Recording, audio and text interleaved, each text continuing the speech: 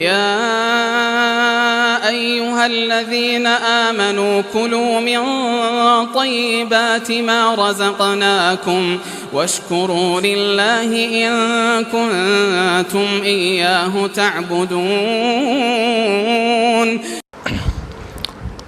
أعوذ بالله من الشيطان الرجيم. بسم الله الرحمن الرحيم. يا أيها الذين آمنوا كلوا من طيبات ما رزقناكم واشکروا للہ ان کنتم ایاہ تعبدون. اہل ایمان کو رحمان کے خطابات میں سے یہ تیسرا خطاب ہے جو سورۃ البقرہ آیت نمبر 172 میں ہے. آیت کا ترجمہ یہ ہے: یا ایھا الذین آمنوا، اے ایمان والو، کلو، کھاؤ پیو، کھاتے رہو، من طیبات ما رزقناکم، ان پاکیزہ اور لذیذ چیزوں میں سے جو ہم نے تمہیں دے رکھی ہے.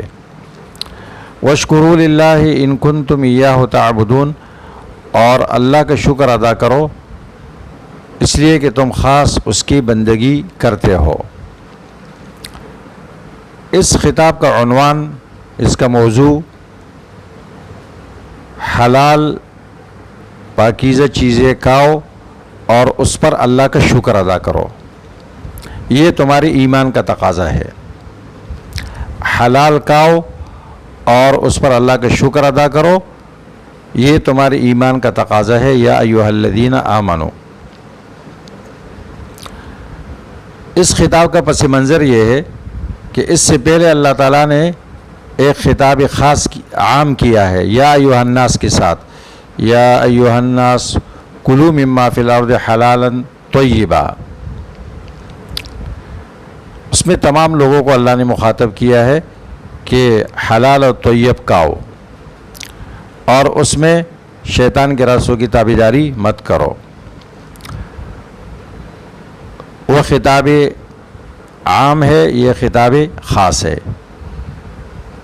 اس خطاب عام میں اللہ تعالیٰ نے مشرکین کی ایک غلطی کی طرف اشارہ کیا ہے کہ مشرکین مکہ اپنے آلہہ و بتوں کے خوف کی وجہ سے، یعنی کہ تقرب کی وجہ سے، انہوں نے صائبہ، بحیرہ، وسیلہ، حام، اس قسم کے جانوروں کو، جن کا ذکر سورۃ مائدہ میں تفصیل کے ساتھ ہے، ان کو وہ اپنی بتوں کے خوف اور ان کے تقرب کی وجہ سے وہ آزاد چھوڑ دیتے تھے.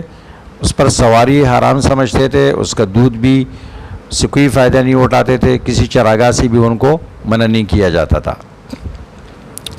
یہ ان کا ایک غلط طرز عمل تھا. جیسے کہ اس دور میں اس کی مثال مزارات کی شکار ہے کہ ایک شخص جو ہے نا کسی مزار کا شکار نہیں کرتا ہے، وہاں کا گھاس نہیں کاٹتا ہے، اس خوف کی وجہ سے یا تقرب کی وجہ سے، اس خوف کی وجہ سے کہ یہ قبر والا مجھے نقصان پہنچا دے گا، یا اس کی تعظیم کی وجہ سے. ہاں، اگر وہ شکار وہاں پر قانونی طور پر منع ہے اور لوگوں کو منع کیا گیا ہے سرکاری طور پر، حکومتی طور پر، وہ الگ مسئلہ ہے. لیکن کسی جنگل میں ہے اور کسی کو وہاں ضرورت ہے، یا وہاں شکار بیٹھا ہوا ہے، یا وہاں گھاس کی ضرورت ہے، یا کسی اور چیز کی ضرورت ہے، لیکن وہ قریب نہیں چاہتا ہے کہ یہ قبر والا مجھے نقصان پہنچا دے گا، اس کے خوف اور تعظیم کی وجہ سے. اس کو کہتے ہیں تحریم لغیر اللہ. یہ شرک کی قسم ہے اور شرک فعلی و عملی ہے.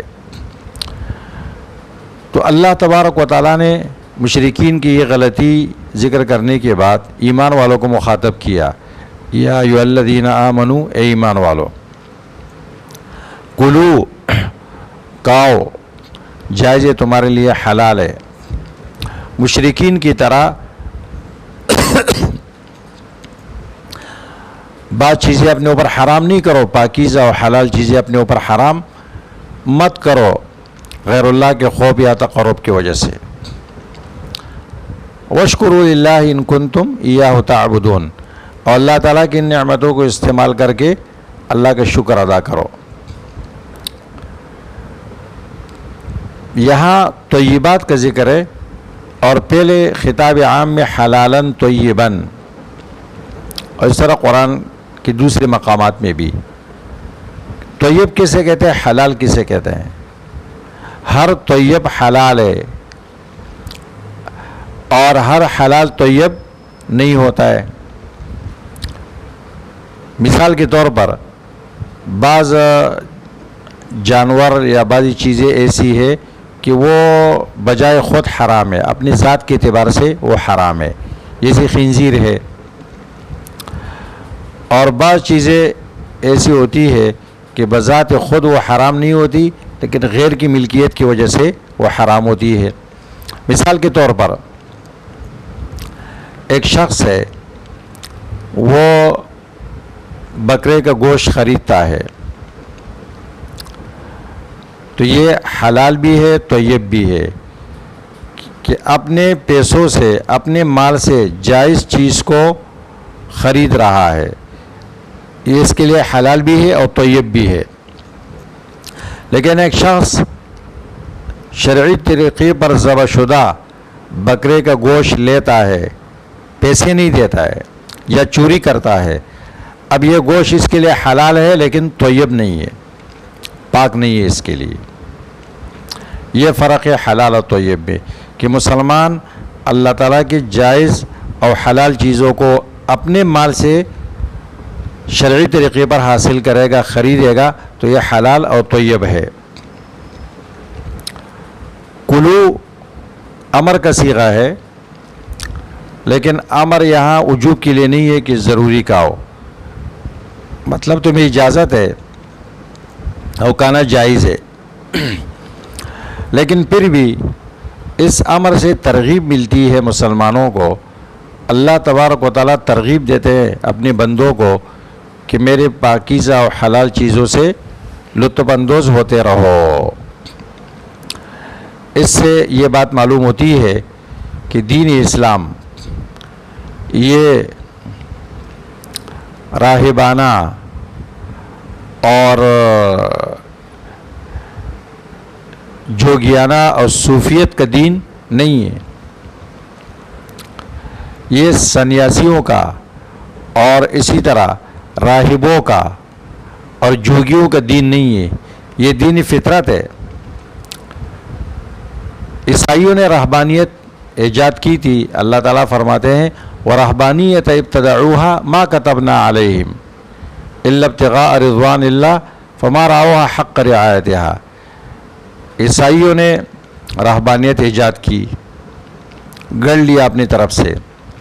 اللہ فرماتے ہیں میں نے فرض نہیں کیا تھا ان کے اوپر، اپنے اوپر سختیاں انہوں نے دین کے طور پر لازم کی ہے، لیکن پھر اس کی رعایت نہیں رکھی۔ فما رعوها حق رعایتها، ترک دنیا کو انہوں نے حصول دنیا کا ذریعہ بنایا۔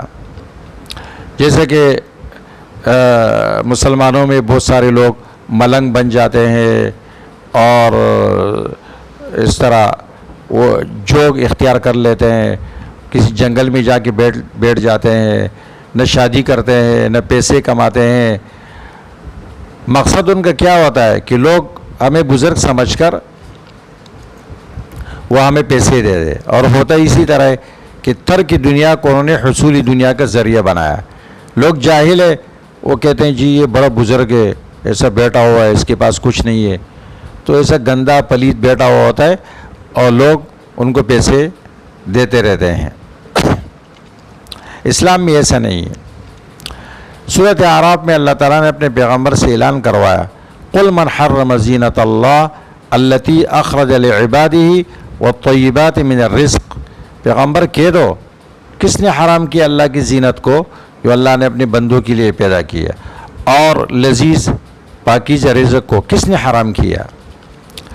قل ہی للذین آمنوا فی الحیات الدنیا، یہ ایمان والوں کے لیے ہے دنیا کی زندگی میں، اور کافروں کے لیے بھی ہے خالصتا یوم القیامہ، اب قیامت کے دن صرف ایمان والوں کے لیے خاص ہوگی، اور دنیا میں کافر بھی مسلمانوں کی برکت سے کھا رہے ہیں۔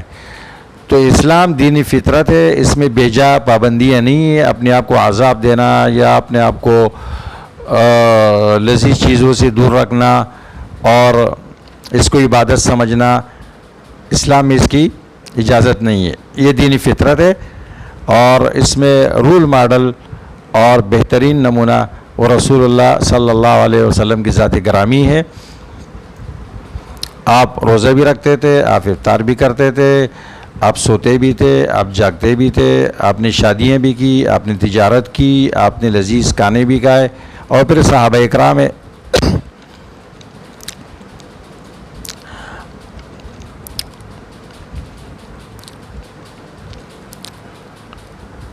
اس کے بعد اللہ تعالیٰ فرماتے ہیں وَاشْكُرُوا لِلَّهِ إِن كُنتُمْ إِيَّاهُ تَعْبُدُونَ,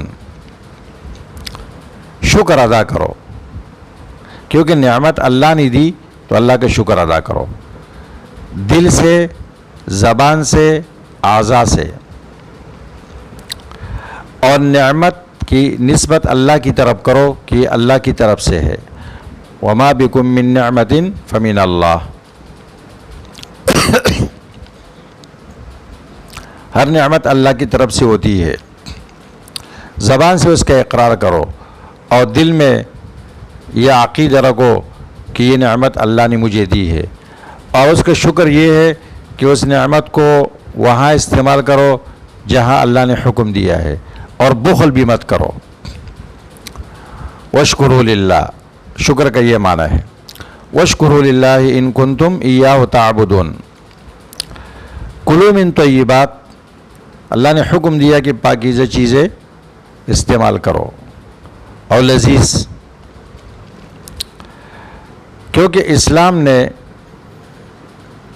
جو چیزیں حرام کی ہے وہ 1% ہے, اور جو حلال ہے وہ 99% ہے. حرام بہت کم ہے, اور وہ بھی اللہ تعالیٰ نے جو حرام کی ہے اس لیے کہ وہ چیز یا تو مسلمان کے لیے مضر ہے اور یا اس میں لذت نہیں ہے. اسلام دین حق ہے, بعض دشمن بھی اس کی گواہی دیتے ہیں. ایک انگریز فاضل نے لکھا ہے, اپنی رپورٹ پیش کی ہے انہوں نے.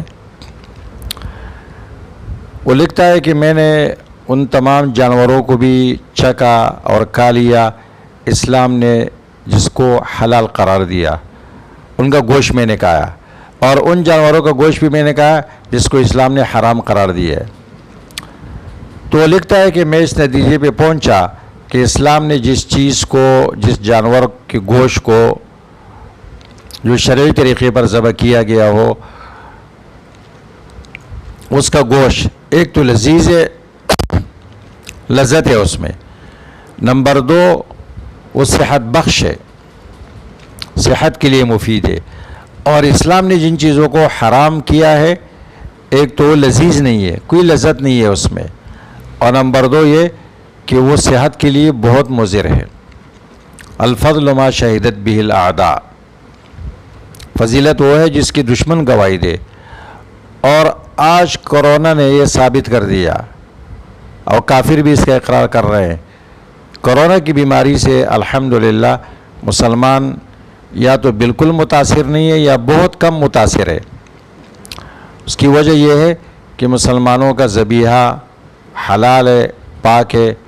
مسلمان وضو کرتے ہیں, غسل کرتے ہیں, نماز پڑھتے ہیں, اور گندگیوں سے اپنے آپ کو بچاتے ہیں.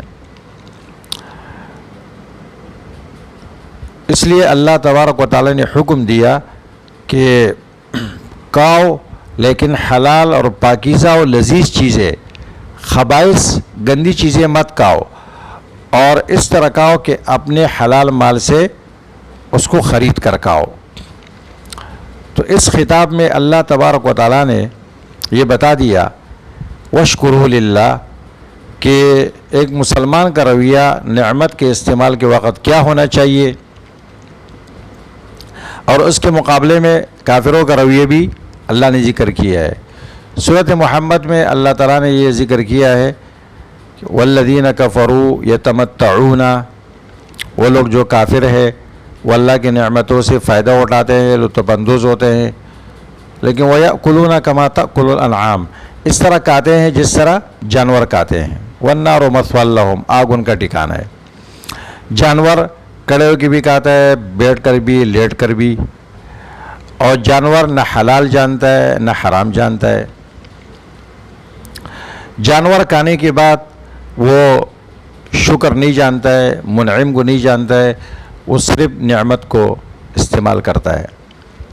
تو اللہ تبارک و تعالیٰ اس میں یہ پیغام دے دیں کہ نعمت کے استعمال کرنے سے تمہارا ذہن منعم کی طرف جانا چاہیے کہ تم اس کی شکر ادا کرو، اس کی اطاعت کرو۔ اگر کوئی شخص نعمت کے اندر ہی لگا رہے اور منعم کی طرف اس کا ذہن نہ جائے، یہ بہت کمینہ انسان ہے۔ اس کی مثال ایسی ہے کہ جیسے آپ کسی کے لیے دعوت کرتے ہیں اور دسترخوان سجاتے ہیں اور طرح طرح کے کھانے رکھتے ہیں، وہ شخص آ کے دسترخوان پہ بیٹھ جاتا ہے اور طرح طرح کے کھانے کھا لیتا ہے، اس سے لطف اندوز ہو جاتا ہے، لیکن کھاتے ہی کھانے میں اس کی نظر ہے اور کھانے کے بعد وہ چپل لے کر سیدھے نکل جاتا ہے، نہ میزبان کے ساتھ دعا سلام کرتا ہے، نہ اس کی اجازت لیتا ہے، نہ اس کی شکریہ ادا کرتا ہے، بس اس کی نظر کھانے پر ہے۔ تو معاشرے میں یہ انسان کمینہ اور گھٹیا انسان شمار کیا جاتا ہے۔ اسی طرح ایک شخص رات دن اللہ کی نعمتیں استعمال کرتا ہے لیکن منعم کی طرف اس کا ذہن نہیں جاتا، یہ بھی انتہائی کمینہ انسان ہے۔ اللہ تعالی ہمیں اپنی نعمتوں کی شکر کرنے کی توفیق عطا فرمائے، اور اللہ تبارک و تعالیٰ نے ہمیں براہ راست مخاطب کیا ہے، یا ایھا الذین آمنوا، اس میں مسلمانوں کے لیے بہت بڑے اعزاز ہے۔ اللہ تعالیٰ ہمیں اس خطاب کی قدر کرنے کی توفیق عطا فرمائے۔